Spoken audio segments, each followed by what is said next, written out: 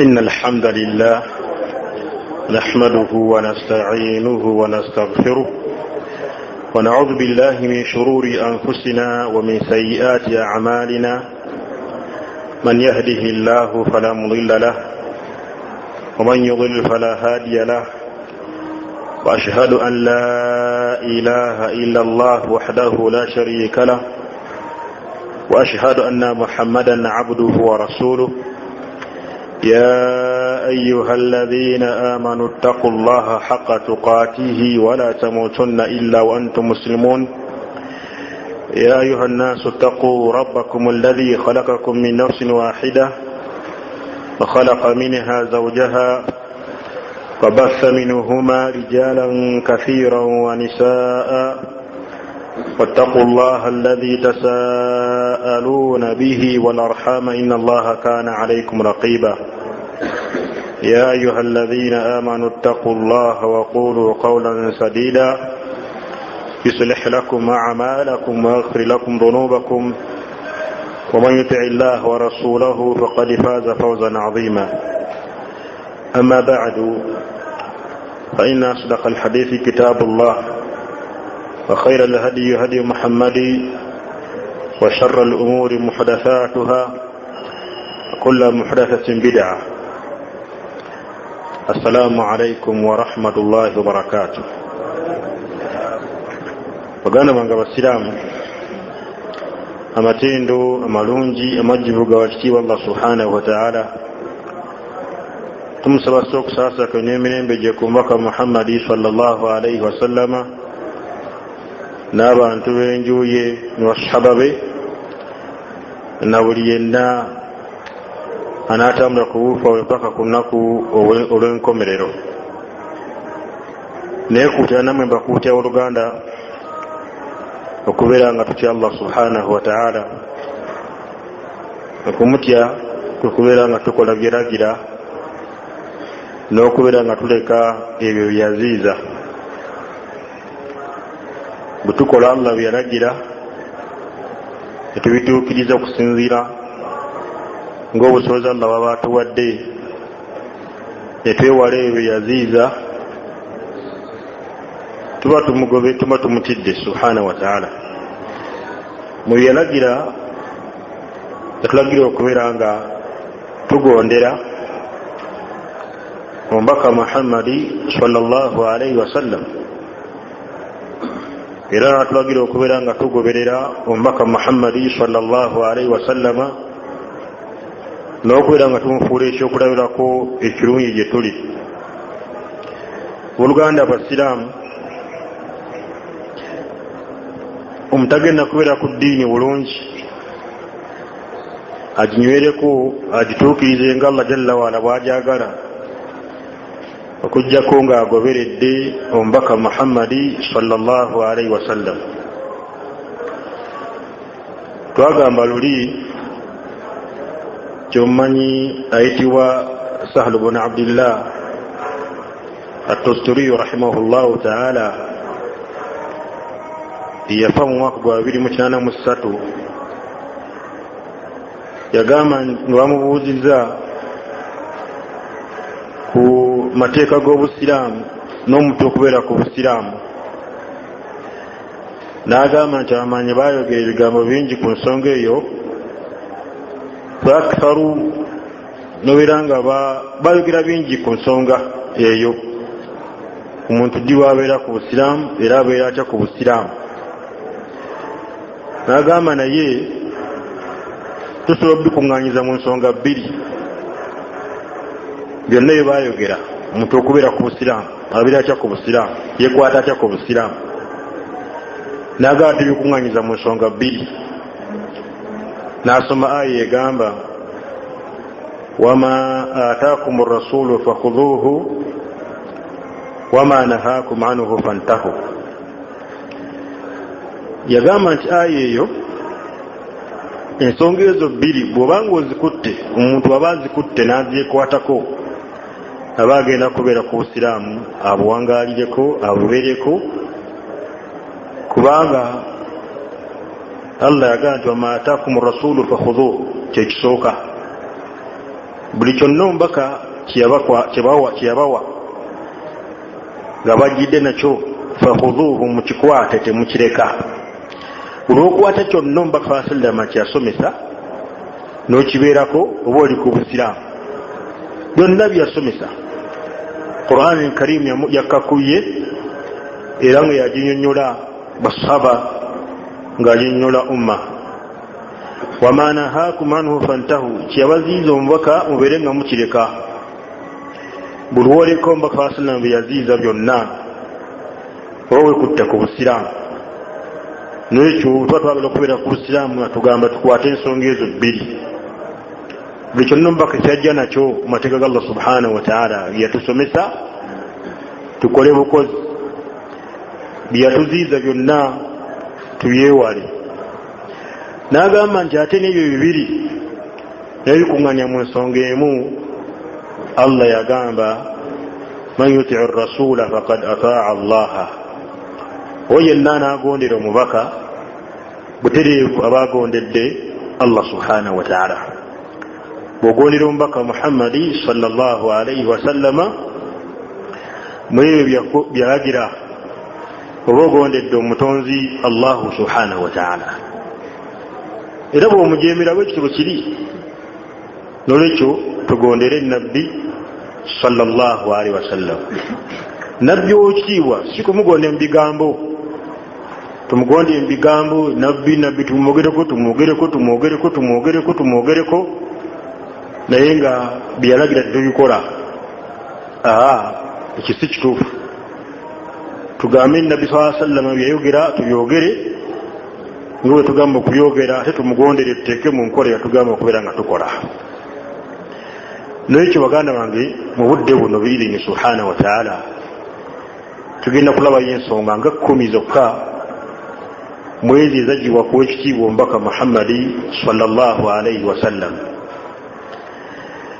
ensonga ezo tuziwulirize, gy'omanyi gijjukire era yongera ogyekwatako, gy'otamanyi naye obeera ng'ogiyiga biizinillahi jalla waala. bw'omala okuyiga kukola kwe kuba kuddako. omanyi omu yagamba rahimahullah, yagamba ye ekimwagaza okubeera ku nsi ebbanga lyamala nga ensonga zino 3 akyazirina. bw'aba tazirina abo aba yegomba kubanga ava ku nsi agende, kuba batakyalinako mulagaso. ekisooka yagamba okubeera nga akyayiga irimu, kimwagaza okusikala nga akyali ku nsi.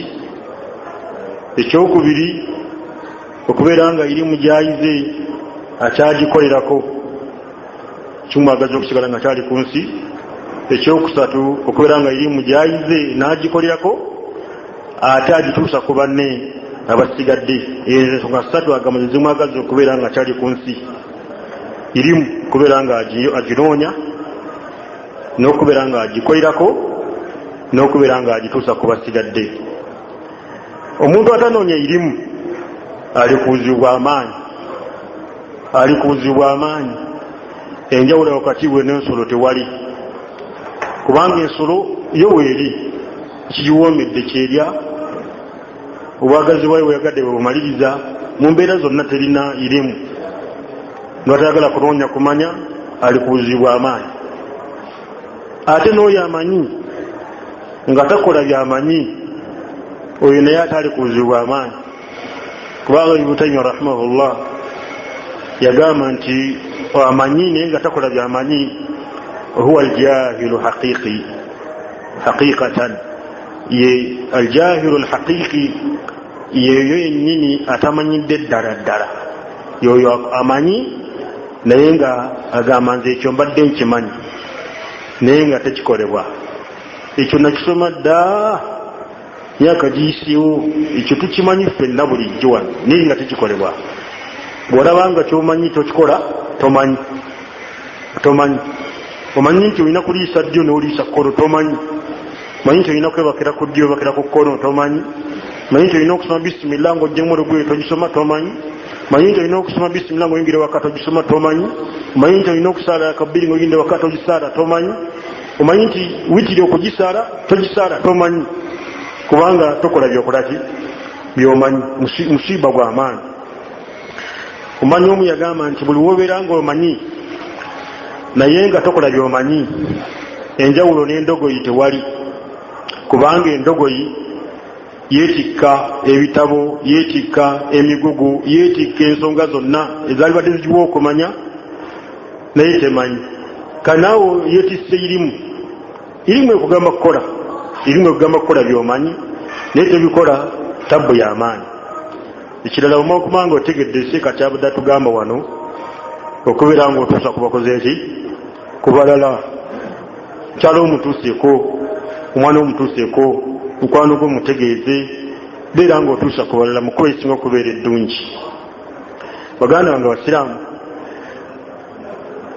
Nabbi sallallahu alayhi wasallama yagibwako ensonga nnyingi. Musoma mu byafaayo ebitubuulya ensonga nnyingi, musoma mu sunna ze zituulya ensonga nnyingi mu mbeera zonna. Tugambye leero tugenda kulabayo ensonga ziri 10 zokka ezajjibwa ku Nabbi sallallahu alayhi wasallama. Gy'omanyi muyo yongero gitegeera, yongero giwuliriza. Gy'otamanyi gikwate, bw'omala gikwata ogikole ki? Gikolereko, so Allah jalla wa ala okubeera nga tukolera ku ebyo by'aba tuyigiriza subhanahu wa ta'ala. Kyetusookerako leero, Nabbi sallallahu alayhi wasallam, Jabir bin Samurata radiyallahu anhu, Jabir bin Samura radiyallahu anhu yatugamba nti Nabbi sallallahu alayhi wasallama kana la yutiru al-maw'idata yawm al-jum'ati, yalinga ku lunaku lw'ejjuma bw'aba abuulirira nga towanvuya kubuulirira ku lunaku lw'ejjuma. Sunna okubeera nga enkola gy'otambulirako butawanvuya kutuba, naye olumu bwe kiba kizizeemu olwolumu ekyo kiyinza okuba nga tekirina nnyo tabbu nga hadiisi ezimu bwe ziraga, naye ng'ekiri sunna omubaka wa sallama kyakolanga la yutiru al-maw'idata yawm al-jum'ati, yalinga tawanvuya kutuba kubuulirira ku lunaku lw'ejjuma. Innama hunna kalimatun yasirat, eyogeranga ebigambo bitonotono, ebigambo bitonotono yesunna. Ife tujawukanako n'osanga omuntu ng'ayagala ensonga zonna ezikwata ku nsonga eyo azoogere mu kutuba y'ejjuma eyo. Kutuba n'ajanja ku saa 7 zennyini, 7:45 kutuba ekola ki? Ewedde. Subhanallah. Tulina n'ensonga zetwekwasa olumu ti abantu babalabise ku obwo. Nabbi waffe ow'ekitiibwa alayhi salatu wassalamu, si buli lunaku nti abantu bonna bajjanga mu muzikiti gw'okusoma, abadan. Ate si buli lunaku nti abantu bonna essola zonna ttano basalanga mu masjidi y'omubaka wa sallam okujja ku ejjuma. Emizikiti gyonna baagiggalanga ne bajja ku jjuma ne bakuŋŋaana mu masjidi y'omubaka wa sallama n'abasaaza ejjuma. Yali badde agamba nti kati nga bwe badde leero ng'ate ku Mande tebaalabika ne ku Lwokusatu tebaaliwo, leero nkola ki? Mbalina kanjogere byonna bye basaanye okubeera nga bafuna, ate tebaali bikooye, naye ye sunna ye alayhi salatu wassalam. N'atugamba alayhi salatu wassalam nti ebimu ku biraga nti omuntu ayinamu okutegeera mu ddiini kwe kubeera nga kutuba nyimpi ng'esswala ye mpanvu. Nolwekyo eyo sunna yawa ekitiibwa alayhi salatu wassalam, kana la yutiru al-maw'idata yawm al-jum'ati, olunaku lw'ejjuma tewanvuyanga nankani kubuulirira. Innama hunna kalimatun yasirat, eyogeranga ebigambo bitonotono, yebebeera enkola y'omuganda gwe musiraamu. Naye olumu bwe kiba kizze nekiyitawo tekigaana, olumu bwe kiba kizze, naye beera enkola yo gy'otambulirako nti bw'oba osoma kutuba beera nga kutuba ebeera nyimpi. Hadiisi mu Musnad Abi Daawuda ku namba 10,117. Omanyi yanyonyera ekitabo ekyo mu kitabo kya Ibn Ma'budi yagamba nti ikhtisaaru al-khutbati awla min italatiha, okubeera nga kutuba ebeera nyimpi kyekirungi okusinga okugiwanvuya. Esunna tugimaliriza, eriko ebigambo ebirala bingi naye ogwo gwe musingi gwayo, gwe musingi gwaki gwa sunna eyo tikutuba mbaka sallama kunaku lwejjuma yasomanga kutuba nga kalimatin yasirat bigambo biki bitonotono. Era mu byamugibwako alayhi salatu wassalam twagira ensonga 11. kana idha qama min Aisha radiyallahu anha yatugamba kana idha qama min al-layli liyusalli yalinga abasikise ekiro okusaala iftataha salatahu birak'atayn khafifatayn ngeswala y'ekiro eyo ajiggulawo n'eraka 2 nga ntonotono. hadisi Muslimu mweri ku namba 767.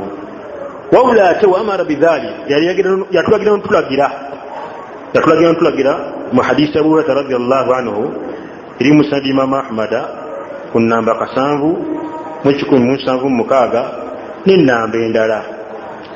kana idha qama min al-layli Aisha watu radiyallahu anha tombaka sana inga basikuse ekiro liyusalli nga asikuse okusaala iftataha salatahu birak'atayn khafifatayn ngesala yeyo ajiggulawo n'eraka 2 nga ntonotono. nawaberiga byamanyawo naye hadisi eri direct bulungi.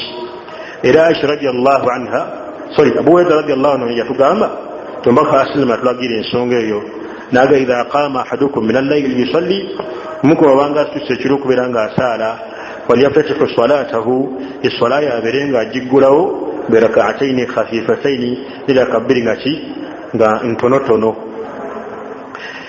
nolwekyo nayo sunna ebenga tugyekwatako Allah bakwadde ng'osobola okusituka kwekiro osala kwekiro owensi okusaala ekiro kirungi naye bwoba osituse era akazogenda okusaala oba 5 oba 6 oba 7 oba mmeka zogenda okusaala beera nga ozitandika n'eraka 2 nga ntonotono kitegeeza ki ntonotono okusinza kuzogenda okusaala.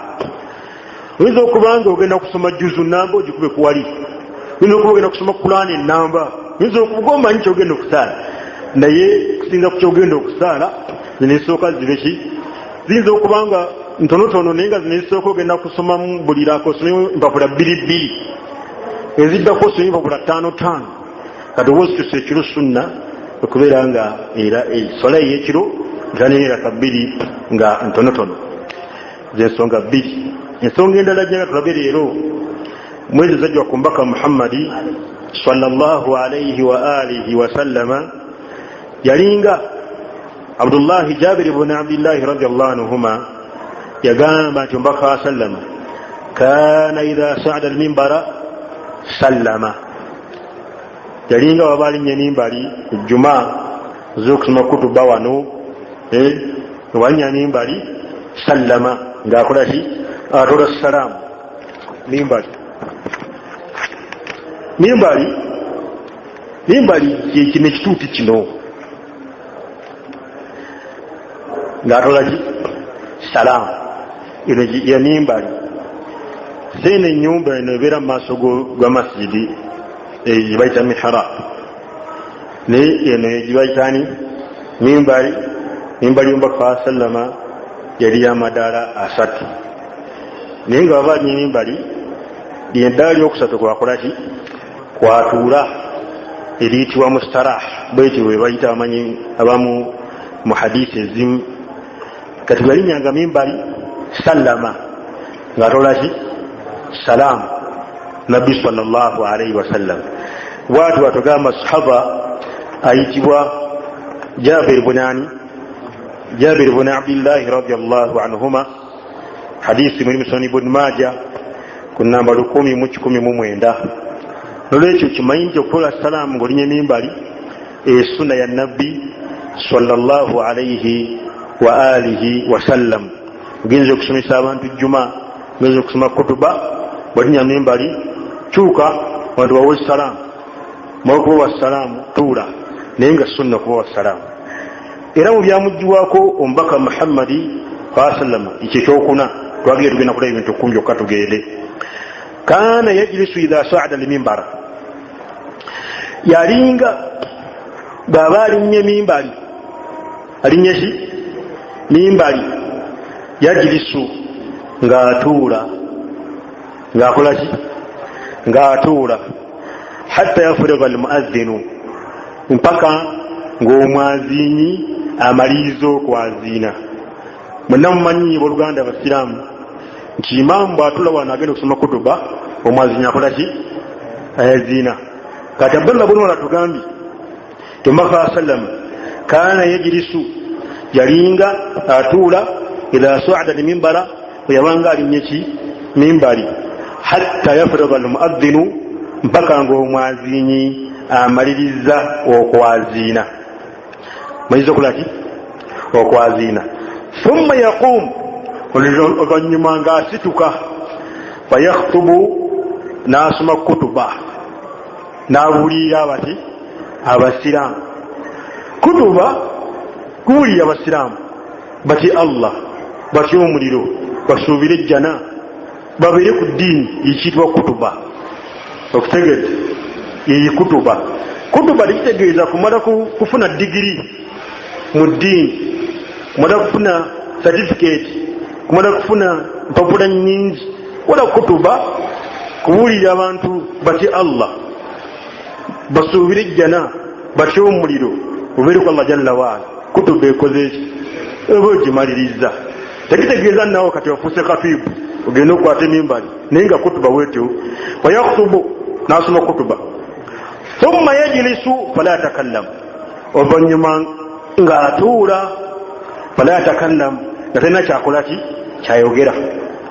Wetegereza bulungi Abdullah bw'atugamba Ibn radiyallahu anhuma. Thumma yaqumu oluvannyuma ng'addamu ng'ayimuka fayakutubu ng'asoma kutuba endala. Eno kutuba ey'okubiri abamu bagirekaawo nga tebabuuliridde bantu nibagigiragiraawo mpolampola ne kutuba esooka ebamu okubuulira abantu ku Allah jalla waala n'okubatiisa omuliro n'okwategeeza amateeka Allah jalla waala. Neyokubiri bw'erina okubeera siteeka nti neesooka erina okuba mpanvu ng'eyokubiri yennyimpi. Ekuli kutuba yonna wamu kubanga nnyimpi ye sunna. Oba esooka ebadde nnyimpi oba eyokubiri yempanvu sunna kubanga kutuba ki nnyimpi. Thumma yaqumu fayakhtubu oluvannyuma n'ayimuka n'abeera ng'asoma kutuba. Bw'atyo batugamba Abdullah bun Umar radiyallahu anhuma. Hadiisi eri mu Sunan Abi Dawuda ku namba 1092. Omanyi yannyonnyola ekitabo ekyo mu kitabu kya Awn al-Ma'budi yagamba al-julusu ala al-minbari qabla al-khutbati sunnatun. Okutuula ku mimbali wano imaamu gaze okusoma kutuba, okutuula ku mimbali sunna nkola yani ya Nabbi sallallahu alayhi wa sallam wa alayhi ammatul ulama. Amanyi bonna abasinga obungi kyebakola ki okutwalizaamu bonna kyebaliko. Khilaafan li Abi Hanifa ng'ogyeko Abu Hanifa yagamba si sunna. Okutegeeza naye nga sunna okubeera nga omuntu obozze okusoma kutuba otuula nga tonasoma kutuba. Yustahabbu al-khutbata ala al-minbari. Ekiri sunna kutuba kubeera ku mimbali. Kubeera ku mimbali sunna. Naye abamu bamanyi okwawukana ku sunna eyo. Kutuba bagiteeka olumu ku ntebe, olumu n'asoma kutuba ntali ku mimbali. Kutuba sunna kubeera ngeri ku mimbali. Kujjako abanyambaga kujjako e Makka ate gwe togenda kusoma kutuba Makka ku Kaaba. Baga amanyamu Kaaba kikubeerako kutuba oyinza buyimirizi kuki omulyango wa Kaaba. Ekyo kyabali kati bo baseeka abasomi abasaza ku haramu. Mungu wayo anakuwadde tomanya ndio okuba n'essuubi eryo buli kyalo nga nze nsoma kutuba ku Kaaba essuubi oba nalyo tomanya. Naye nti ekiri sunna bw'obanga kutuba gisomera luddawa ku mimbali. Naye kibanga mimbali teriiwo osobola okusomera wonna w'osomedde naye ng'ekiri sunna ku mimbali. Omubaka wa sallam asomeranga luddawa ku mimbali. Ez'ensonga ziri mmeka? 5 ziweze 4 ensonga tugenda kulaba ensonga 10 zokka tugende insha Allahu taala. Zonna sunna ezo bwe tugamba ensonga 10 kitegeeza sunna mmeka? Sunna 10 ogenda ozikolereko biidhinillahi jalla waala. Omubaka Muhammadi sallallahu alayhi wa sallam mu nsonga endala sahaba ayitibwa Anas bin Maliki wantwetegerezeho bulungi nnyo. sahaba aitwa Anas ibn Malik. Anas ibn Malik sahaba ono kimu ku basaba abamanyikidde obulungi abaasoma ennyo ku mbaka Muhammadi sallallahu alaihi wasallam. Na Abdullah ibn Masudi batubuulira sunna eno. Amanywaga nti Abdullah ibn Masudi ye yasimba erimu ya fikihi, yagisimba kutegete yagikolaji yagisimba wemala okubanga agisimbye ani yagikungula omanyi ate ani yagifumba ani yagigoya soli kugigoya fukemme ate ani yagifumba manyi balina bagenda balaga bagamba nti yajja irimu ya fikihi yasooka nesimbibwa Abdallah yagisimba omulala n'agikungula omulala n'agigoya nga kawunga omulala n'agifumba fene tuli abakoze eki basigadde singa bamanyi bayawukana tomanyi lwaki bayawukana. Kakati Abdullah ibn Mas'ud radiyallahu anhu ne sahaba Anas ibn Malik batusomesa sunna eno. Anas ibn Malik radiyallahu anhu yatugamba jombaka Muhammadi sallallahu alayhi wa sallama kana yansarifu min as-salati an yaminihi. Hadisi Muslimu mweri ku namba 708. Yalinga baba amaze okutola salamu amalize kuyita astaghfirullah allahumma anta salamu minka salamu ngo manyi omuna kana yansarifu yalinga wabakyuka min as-sala an yaminihi wabakyuka nga asabiza abasiramu swala nga akyukira ku ddyowe kyukira kuki ku ddyowe. Bwatu atugamba Anas ibn Malik radiyallahu anhu. Naye Anas ibn Malik yagamba nti ekyo mbaka kyekolanga ennyo yakikolanga nnyo ekyo okubeera nga basaziza abasiraamu akyukira kuki ku ddyo ye sunna. Naye ate Ibn Mas'ud n'atugamba ye era ng'avumirira abagamba okukyukira ku ddyo. Wano wetegerezeewo kugamba wetegerezeewo. Anas ibn Malik hadisi eri Muslimu ku namba 707 yagamba nti Muhammad sallama akthar ebiseera ebisinga obungi bwe yabanga akyuka nga malize swala akyukiranga kuki ku ddyo.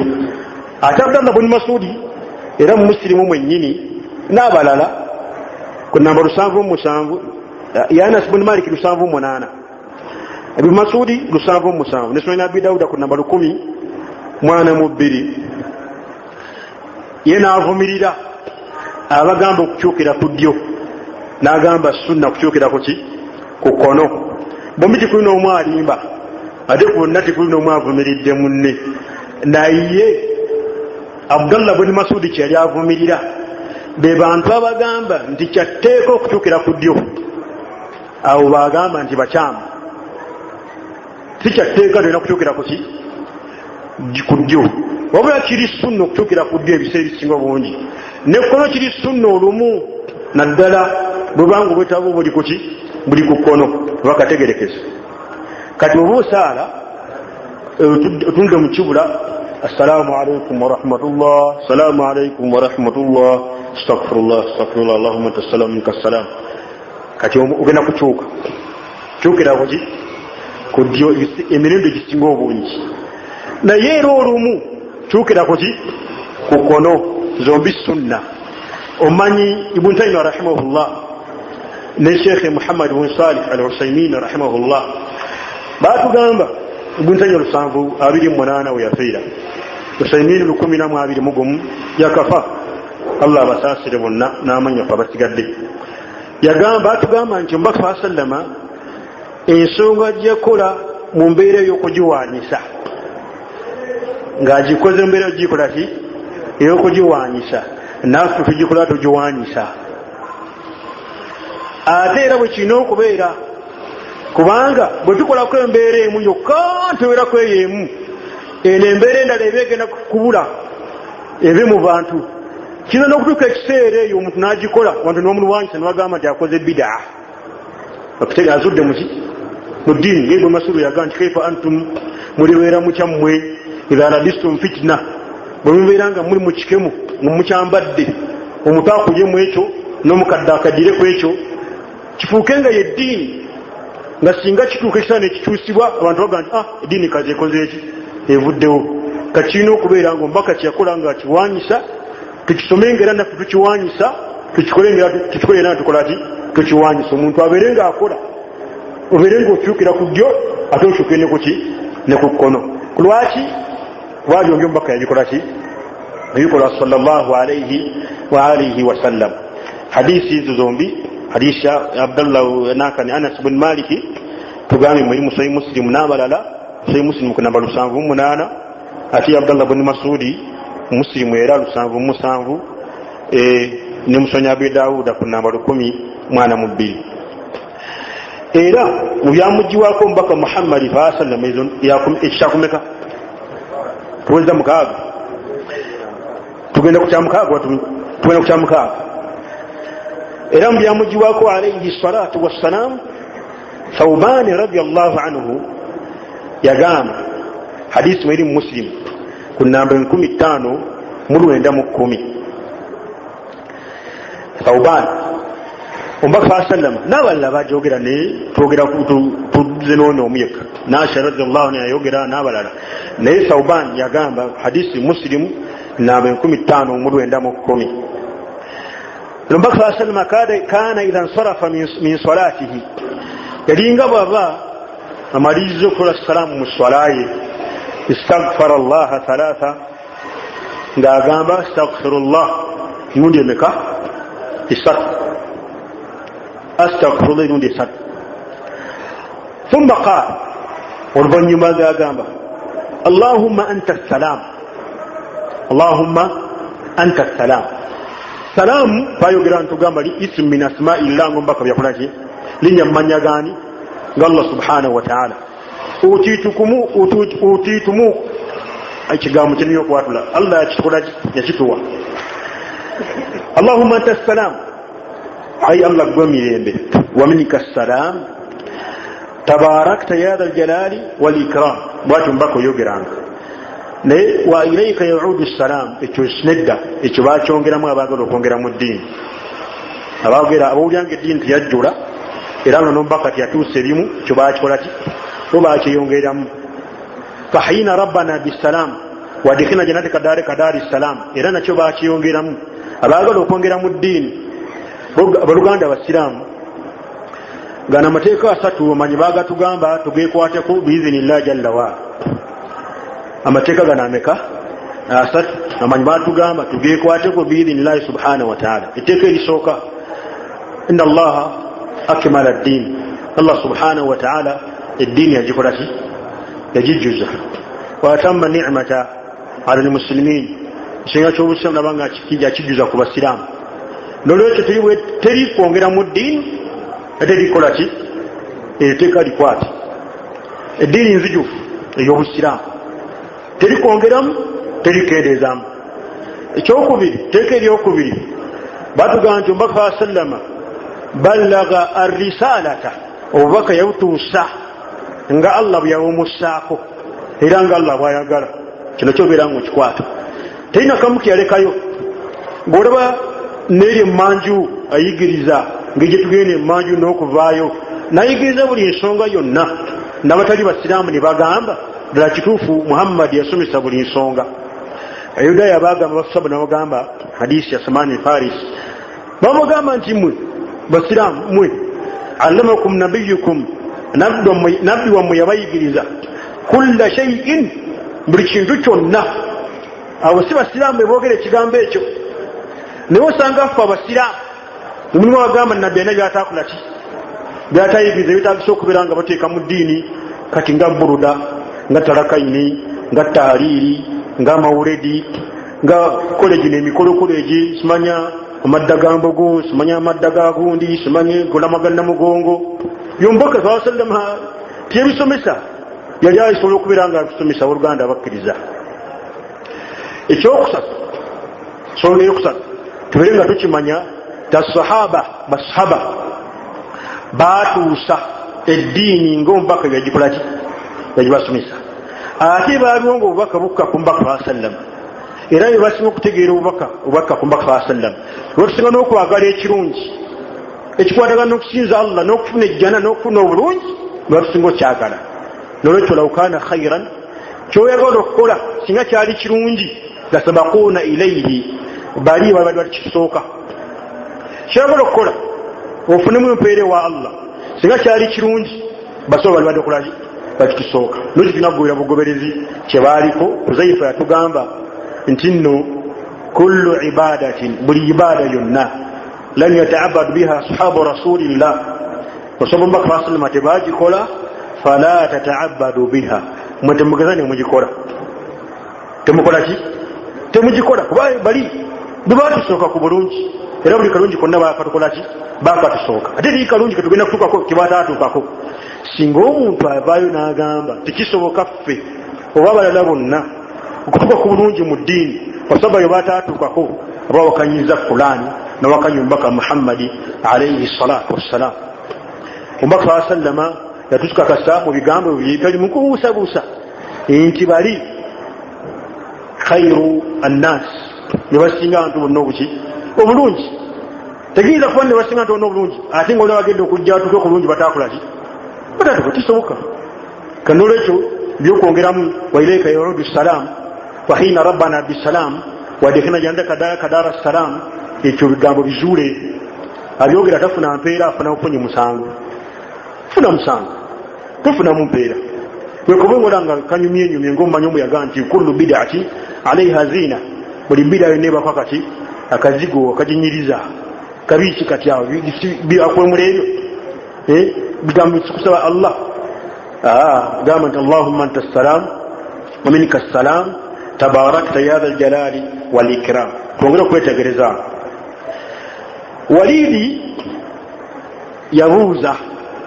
abuuza imamu al-Awzaa'i rahimahullah imamu al-Awzaa'i amanyikidde obulungi omu ku bamanyi bafe ebitiibwa basalafu salih omu ku bamanyi abavumirinya bid'a n'okutukubiriza okubeera ku sunna kutegedde yatugamba nti alaika bi athari salaf weekwatenga ku buufu abalongo batukulembera weekwate kuki wona batukulembera wanyarafadaka nnansu wantu kabenga bakweganye wenga bakuganye bakweganye nti twala eri tusitutegeera ebyoyo tuveeko kabenga bakweganye wekwewate ku buufu bwabwe wa iyaka yatugamba nkwewaza wa arai rijal ebigambo by'abantu bebateekamu obutayisi bwe batyo wain zakhrafuha kabenga babiwunze batyani babikikako akazigo nobipangapanga tokwatanga birekenga bwatu imamu al-Awzaa'i bwatukubiriza kati imamu al-Awzaa'i bamubuuza kaifa listighfar batusomesa tombaka yagambanga astaghfirullah yakyogeranga atya tubuulire bwe yakyatulanga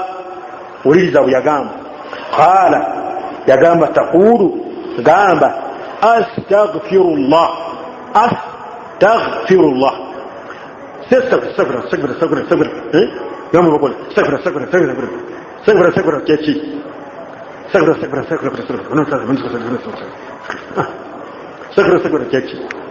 gamba astaghfirullah bote oboyogera nesaghfira tomanyi kyoyogedde yakhe oyogedde biki oli mukubwangu yala kudduka agenda kusanga dduuka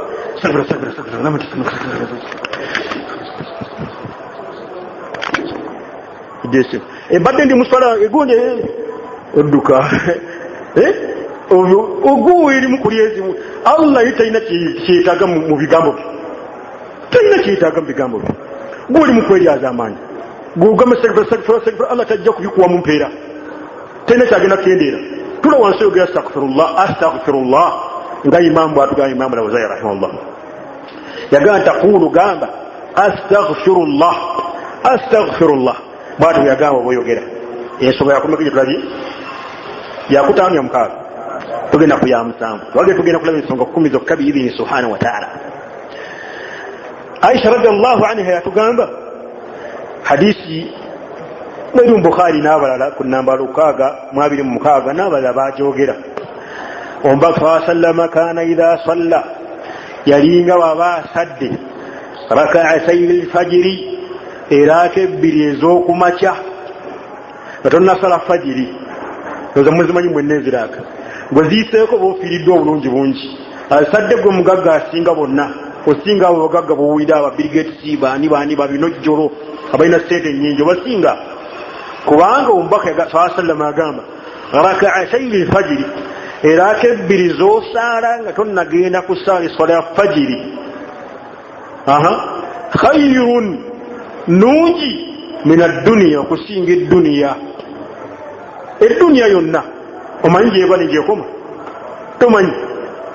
tomanyi wama fiha n'ebikola ki olwo omuddu yaganga n'Amerika mweri kati Amerika yogera kinga ne kaba naye eri mu dunia Amerika ina kinkana walibuzanga ne Makka mweri khairu min ad-dunya wama fiha era kebbiri z'osaala ezebbiri z'osaala wallahi dakiika 3 owozimaliriza obulungi bwozifunamu businga okuwa eddunia n'okulunkana eddunia n'okubanga ogifunye yonna kanolo kibeera nga ozeekwatako omusiraamu tozirekanga nabbi tezirekaako oba ali waka oba ali mu lugendo oba mulwadde oba mulamu tiyazirekaako obubaka tiyazirekaako sallallahu alaihi wasallam nga ne bwabanga n'olunaku sola lweyazuuka nga obudde bwagenze dda mwenna mumanya eriko mu lugendo lumu n'agamba sahaba omwabiri nga wazuukusa naye Allah n'amugeera n'atazuuka bagenda okuzuuka nga omusana gwakubyemu obubaka sallallahu alaihi wasallam n'agamba mu kifo badde bebase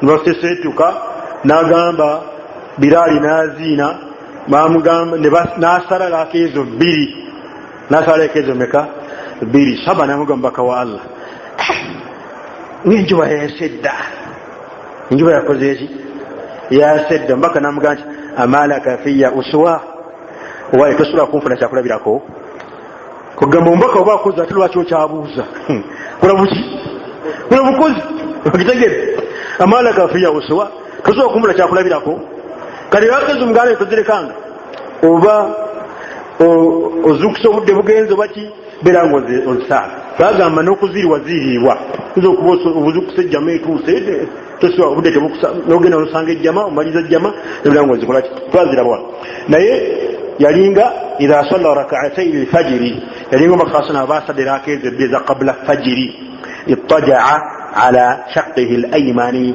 nga yebakira kusaidi ye eyajjo sikwe bakatulope nnyini nala kwebakako just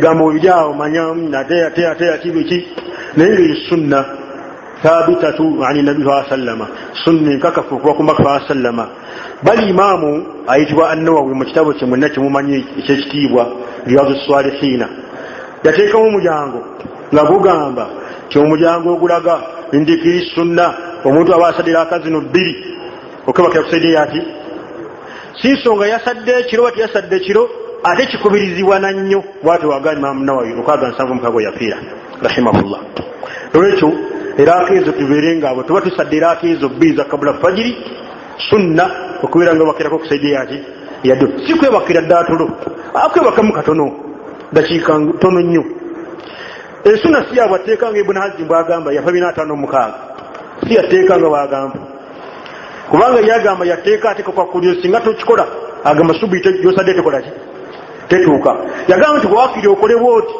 watosodde okole kola bwoti naye ogenda osale subi nga togize saidi yadyo tegize yagati naye si kituufu ekigambo ki kituufu sunna naye si ati ekikolaga nno si yabwateeka olumu omubaka wasalama yagirekanga singa yali yabwateeka omubaka tyagireeseko yadde ekitegeze ngamba kano okubagirawo ki kudono ekyo sunna eyo beera ng'ogikola yekwateko oba osaddiraako ezo 2 za kabula fajiri togireka buganda nga omusiraamu wabula ate omubaka yalagira n'okulagira mu hadisi aburaye mulimu sunan ya Abi Dawuda bajawukanamuko naye al-Hafizu Ibn Hajari rahimahullah naddala Ibn Taymiya n'omuyizi we Ibn Qayyim Ibn Taymiya tugambye yafa 728 Ibn Taymiya Ibn Qayyim 755 naye bo bombiri lyabo bo baga nti hadisi eragira sintofu Ibn Qayyim gagobera sekawe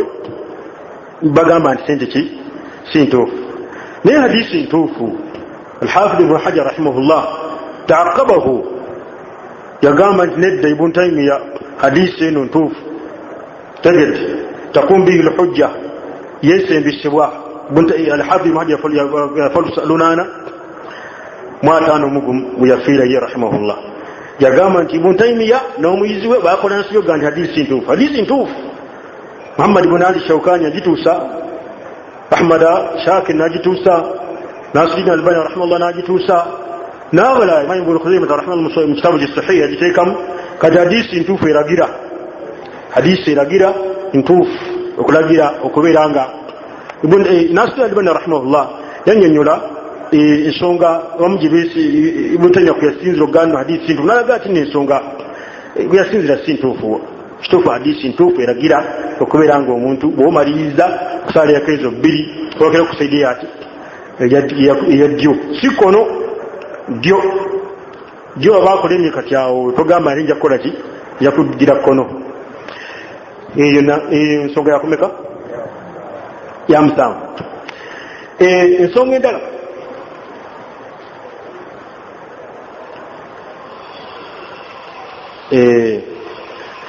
ensonga endala mwezi 10 zinagambye zingenda okubanga mbajukiza leero omubaka sallallahu alaihi wasallam bwe yabanga afuna wuzu sahaba ayitibwa Uthman ibn Affan radiyallahu anhu hadisi mweri musani Tirmidhi ku namba 31 ne Sunan Ibn Majah ku namba 403 Sunan Ad-Darimi namba 731 tugaje mbaka sallama kana idha tawaddaa yalinga wafuna wuzu khallala lihiyatahu bilma'i ngasosola ekirevu kye ngayingizamu engalo ze bilma'i n'amazzi ngakola ayingizamu engalo ze mu kirevu kye n'amazzi khallala lihiyatahu ay yudkhilu asabi'ahu khilalaha ngayingizamu ki enweze mu kirevu kye bilma'i n'amazzi enweze nga ziriko amazzi. Anas ibn Malik radiyallahu anhu yagamba tekyomba fasilema kikolanga hadisi musani ibn Majah namba 431 Anas ibn Malik agamba baka fasilema yakikolanga nga naye nga wafarraja asabi'ahu ng'enweze azikoze eki azawudde ayisamu enweze azikoze eki nga teziri bweziti nga azawudde baganda bange ombako yeyawula ennywe basoba nubuga nti yazawula naffe tuzaawula weyazigatta naffe tukola ki tuzigatta kati mu kuyisa amazzi mu kirevu yazawulanga bwati bazawula naye nga ziriko amaki amazzi tuli ffenna uganda basiramu ziriko amazzi okutegedde ekirala mu kuzaawula enwezo saba atunyumiza tombaka sallama amazzi yagakwatanga n'agayisa eno wano wansi wakalevu wano ngawakola ki yagayisa eno bwati n'agira ekirevu kye n'ayisaamu engalo ng'azaawudde naawe zaawule kubanga mbaka sallama yazaawulanga lwitwala bakunokukago luyise nti yabanga avunnamye ng'akola ki ng'azigatta ng'avunnamye ezigattanga yabanga ku mavivi ng'azikola ki ng'azaawula hadisi ya Wa'il ibn Hujr radiyallahu anhu ekitwakiraba ate byabanga takbira nga asula emikono era yazikolanga ti yazigattanga kati naawe gwe toyawula zigatte bwogenda okumala bibi zaawule bw'ovunnama zikole ki niwe yabanga ali ku tahiyatu wano ng'aba azikoze eki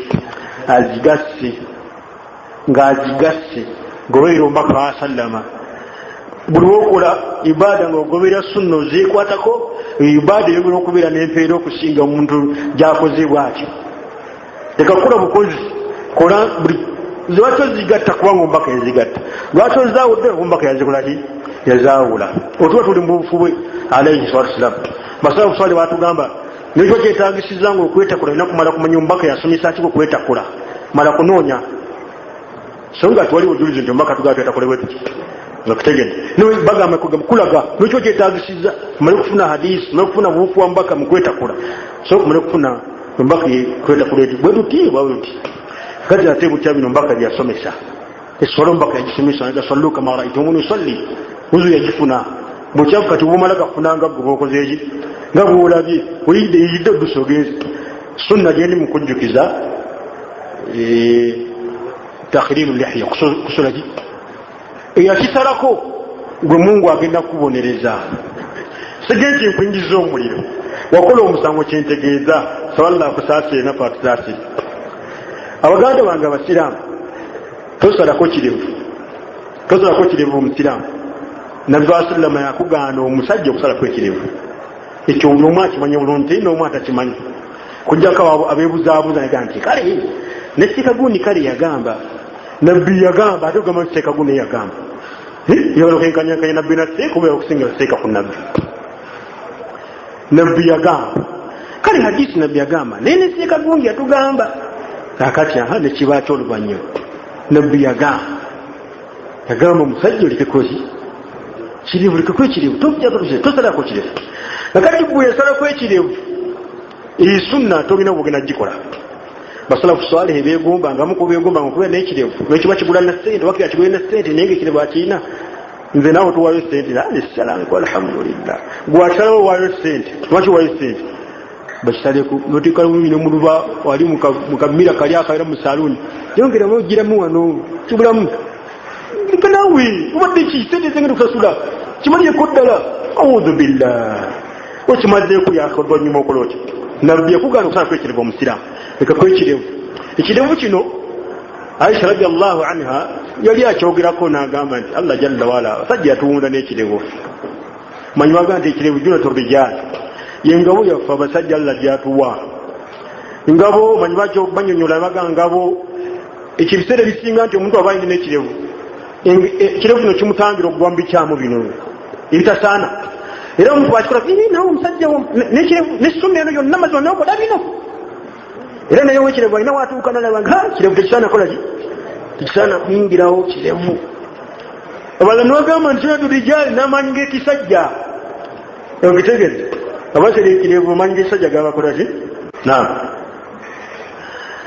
obooluganda abasiraamu ensonga 10 zenjagadde leero twalabeko biidinillah tuli ku nsonga ndooza ya 9 ya 8 okubeera nga omusajja oba ofuna wuzu okubeera nga ekirevu kyo kiyisaamu engalo bwoti ziriko amazzi yakisalako gwewakola musango atakirina kati egusunna ebyekoze eki byekuyiseeko tugayi nange kamumale gayisaawo kirevu si kalevu kiki tebayita bafumbo bagee sunna ez'obufumbo ngiye ate omufumbo nsingaki alina ebigere bibiri nange nina ebigere bibiri musajja nga wendi omusajja ambala kanzu nedda kati gwe sunna ziba zikoze eki era baba basomesa sunna ez'abafumbo ng'oba odda ku mabbali nankodde omufumbo muba mwefaanagana mu kifaananyi naye gwe toli mufumbo kati gwe atalina kirevu gwe nga tewakisalako obusazi tolina mutawaana kubanga ekyo sikimu musobozi bwe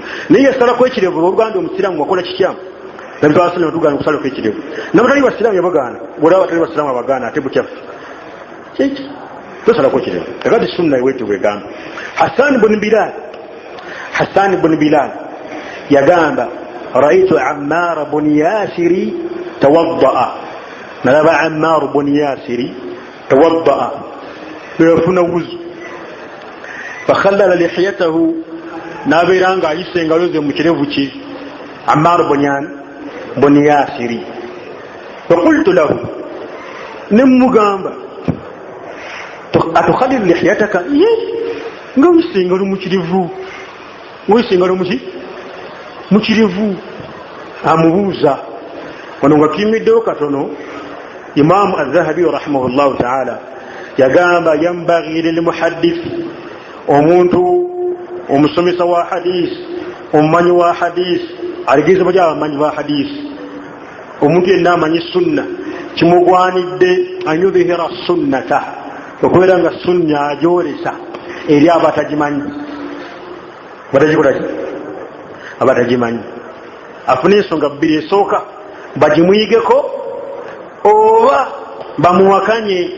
Iki ni kibyokola nawe kizitegerekeka bamukanya abakolezi kubanga ebiseera bingi abantu abatamanyi tebabuuza bawakanya abasinga fokyo okubuuza nti kisonga enjokozi eriko obujulizi teriko obujulizi ngaobujulizi kibinayo mu ddiini kibinayo ebyo kya bateeka guni bonga tibabikolako wano kibinayo ebyo likana mtosenye ngwe swala bajikenye likana tibinayo ebyo tibinayo soko tuliwo nsogeni imwe basenyange swala ekeniddwa obujulizi bwe bulinga ddiini esomesa ensonga eyo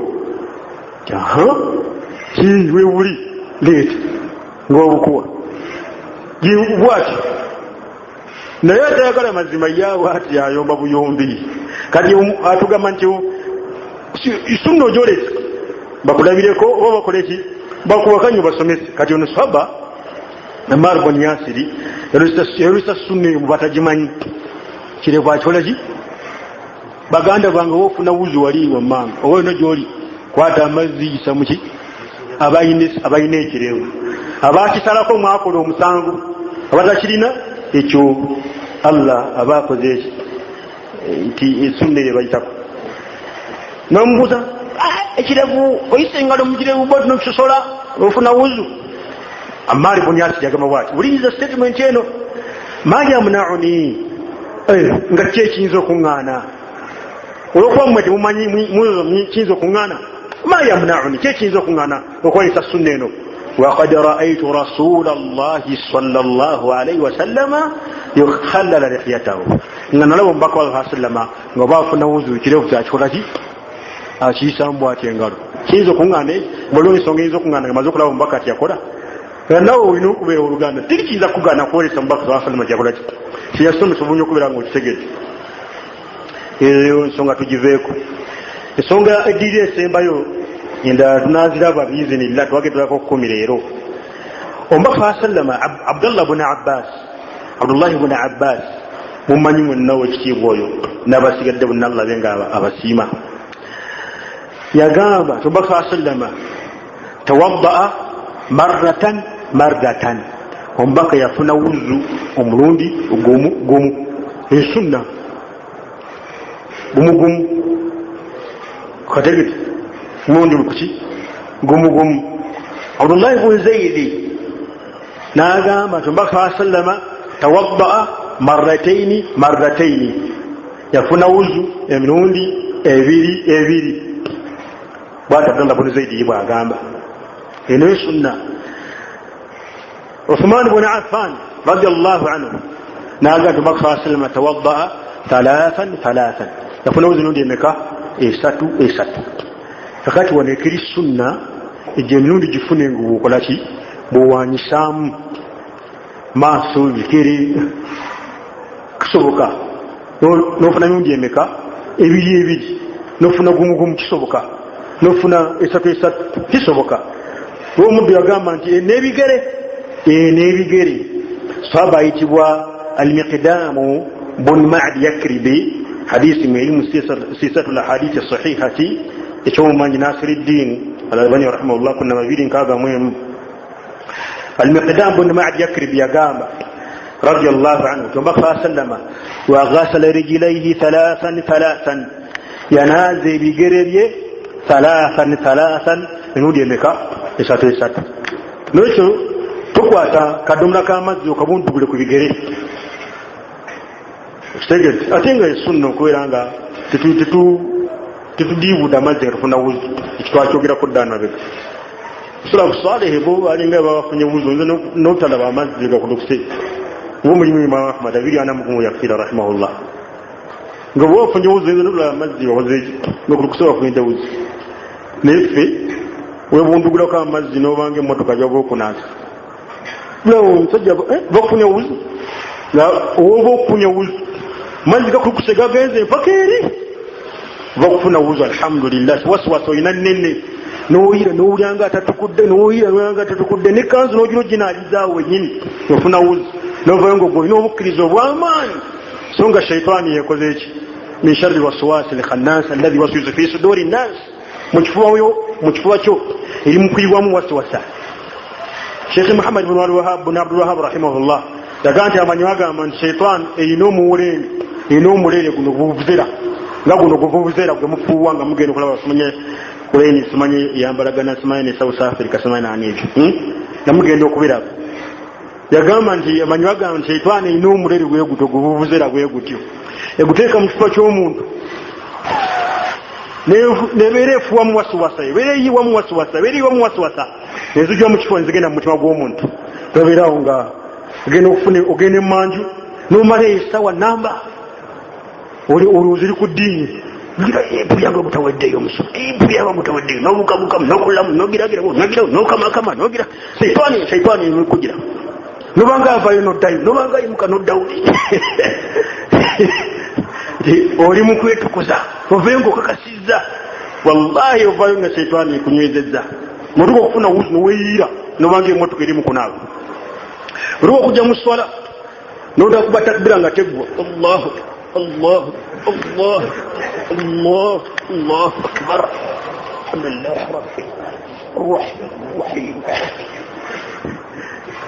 okiriza wamaanyi olina okufuna ennyukuta nga bwe zaali kuba lahi shaitaani yekutwala shaitaani yekutwala tayi kakati abagamba nti ebigete bisobola kubinaaba mirundi 3 mbaka wasaba binaaba mirundi 3. Jabir ibn Abdullah radiyallahu anhu munokulumu yali asomesa sunna yokubeeranga otuba tunaaba tetukozesa amazzi mangi nayogera ekigero mbaka kyeyanabisanga lita ziri 3 sabu omunaga nti ngabo tabi omunaga ngabo tono Jabir namugamba agugalinga gamala akusinga obulungi bwe akusinga obuti ombaka gamumalanga anti nga sitaani yagala mukolaji teninze mbasi tukudde bulungi ubu tukudde okutoba tukoze eki kale ensonga tugiveeko atugambye Abdullah ibn Abbas Abdullah ibn Abbas maka afuna uzumundu gumugumu Abdullah ibn Zaid nundi ebigere Uthman ibn Affan nundi emeka 3 nebigere nundi 3 nga sabatu gamba al-Miqdam ibn Ma'd Yakri radiyallahu anhu ketusembyayo al-Miqdam ibn Ma'd Yakri hadisi wa sisatu hadisi sahiha namba 2 ketusembyayo baganda bange tugende olunaku olwaleero inshallah taala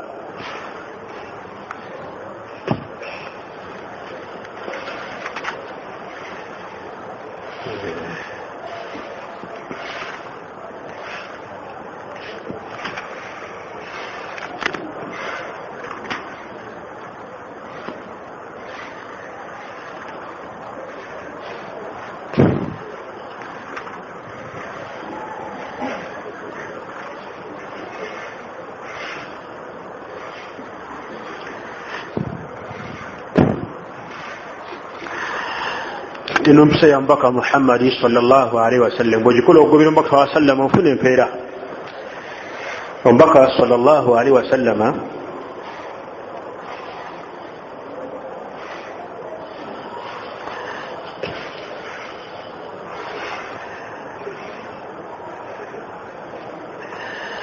kana yajlisu ala al-ardi yalinga atula kutaka wansi atula waddawa wansi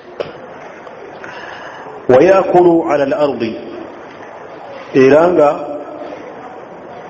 babalya ali atudde wansi. Imam hadisi misisatu hadithi sahiha yagamba akulu kama yakulu abdu zinjango muddu walya wajisu kama jisu al-abdu era ntulango muddu bakolaki batuula. Tekitegeeza nti aliridde ku ntebe waggulu zo zimuyita kanabe, zemuyita sofa seti, zemuyita benchi, zemuyita amannya gonna.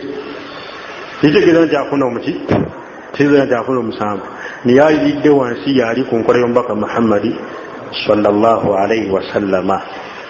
Muntegeere bulungi, sigambye nti entebe zimuteeta maka gammwe ziri bidaa. Sinnakyogerako ekyo. Tegedde, sinnakikola ki? Sinnakyogerako.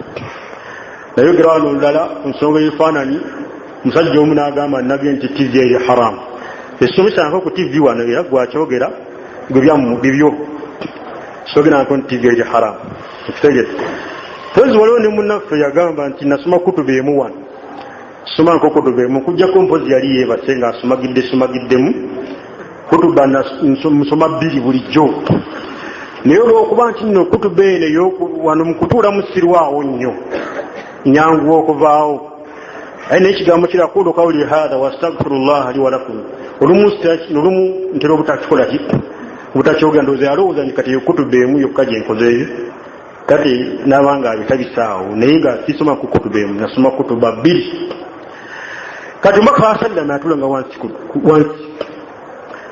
era ng'alira wansi sigambe nti okulira ku ntebe eyo waggulu kulira ku nankani mu bidaa si bidaa kikkirizibwa bw'obanga gwe ntebe yo zaze kulira ku ntebe yo naye omubaka wa sallam atulanga luddawa wansi alaihi salatu wassalam beeranga weekitiibwa bwe yali asallam nekyo bwogera mu maka g'omusajja ali ku sunna bulungi yagazimba mugitani bangaloyo yazimba bangaloozi eddiro fuuti anakwana naye nga mulimu kapeti mwakwata kapeti ze kwatuula n'obutoyo kuyesigama basiiwala kapeti ngabadde akuba mwalimu seeti bweti ne seeti bweti ne seeti wali ne seeti wano nedda gwegenda gikuwe mu njuuyo bikkirizibwa bikolaki bikola bikkiriza tebiri haramu aye si bidaa naye nabasama atulanga luddawa wansi era ng'alira wansi alaihi salatu wassalam twagamba entulaze zeyatuulanga yatuula bwati ng'alya alaihi salatu wassalam inna alhafiz ibn hajar rahimahullah yagamba nti olutula luli mustahabu lukubirizibwa omuntu olutulanga bw'aba alya emmere bwati wagamba fatuhul baari oba okutuula bwati era yagamba ibn hajar rahimahullah nti olutula nalwo luli mustahabu maka wasalama yatuulanga yagamba luli mustahabu okutuula kuno bwe kuti ku Ibn Qayyim yakwogerako ebigambo ng'alaga nti nno aba yeesigamye ate omubaka tyalanga nga yeesigamye naye ng'omanyi nti buli omu akola ki wako kyaseerera kuno si kwesigama Ibn Qayyim agamba nti kuno kutulaba oti oba okoze eki weesigama era ngaga nti okusira otulaba oti oba okanye ku mbaka ate omubaka wa sallama yaga nti nze la akulu muttaki'an nze sirya nga nkoze eki nga neesigamye kati kati bw'olya bwoti oba okoze eki bw'otula bwoti oba weesigamye ye waagamba naye kuno si kwesigama nga Nasruddin Albani rahimahullah yagambye kuno si kwesigama kubanga singa kuno kuyitibwa kwesigama hadisi eno wulira Nasruddin bwagamba hadisi egamba omubaka wa sallam agajitani musabu al mubiqat muwala ebintu musanvu bikolaki nebizikiriza wakana muttakan yali akoze eki yeesigamye n'atuula n'atereera omuntu atudde bwati abatateredde ekitegezo kino si kwesigama ekwesigama kirala hadisi egenja yali yeesigamye natula nakolaki kati Ibn Qayyim nabanga naye nga omubaka wa sallam ezentula satu yazikolaki yazituwa alaihi salatu wassalam mukulyako era yalabwako n'olumu mbeera ezimu olumu katono nnyo ng'alidde nga akoze atya ng'alidde naye nga alidde atudde bwati nga kino bakiyita ki kino nga kiri ku gundi olumu n'alabwako ekyo naye ekyo kikiriko nnyo gundi ng'atudde akoze atya bwati naye ebyo ezentula ezebbiri ezo ezijuze ezokutaano ziri esatu okusinga ze zimanyiddwako alaihi salatu wassalam tula bwati obanga afukamidde bwati obanga akoze atya akoze bwati kuno si kusitama gwe mpozi wammwe nkuyita kusitama kubanga niwe tugenda eri ewaffe mumanyiyo kitama bagamba tuba bategeeza ki tuula kakati mpozi mwammwe nga mukono kwamuyita kusitama naye sitama okutege baganda bano ensonga ezo 10 tubeere nga tuzekwatako zetulabye mpisa za nabbi saa sallam era njigiriza ze tujja kulaba ensonga endala biri subhanahu wa ta'ala subhanaka allahumma bihamdika ashhadu an la ilaha illa anta astaghfiruka wa atubu ilaik. Assalamu alaikum wa rahmatullah.